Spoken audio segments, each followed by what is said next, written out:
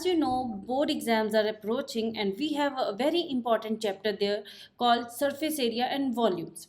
So, in many of the calculations, you have seen we multiply a number by 11. So, when you do this, you waste a lot of time in calculating that. So, here is the trick to calculate it mentally without wasting any time. So, let's begin.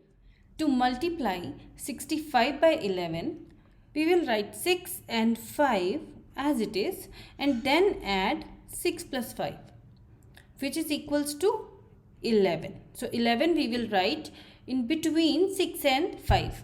But this is not the final answer. The next step is, if you get a 2-digit number on adding these 6 and 5 or any other digits that you are multiplying with, so what you will do, the digit on the tens place will get added to the digit on the left. So 6 plus 1 is 7. So 1 and 5 you write as it is. So 715 is the answer, right? So we don't need that lengthy method anymore. So if you multiply 33 by 11, so very easy, 3 and 3 as it is. Now we know 3 plus 3 is 6. So 363 is my final answer. Now let's come to 48. So 48 into 11, write 4 and 8 as it is. Then add 4 and 8, which is equals to 12. Again I got a 2-digit number on adding 4 and 8. So what I will do, I will add this 1 to 4, which is equals to 528, and this is my final answer.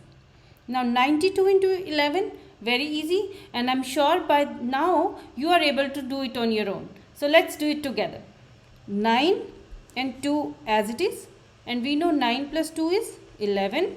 So let's add this 1 to 9. So 9 plus 1 is 10. 1012. So this is how we multiply a 2-digit number by 11 without following our traditional method. So this is a kind of mental calculation, or you can say it Vedic math also. So children, in my next video, I will tell you how to multiply a 3-digit number by 11. Keep watching Deep Tips. Thank you.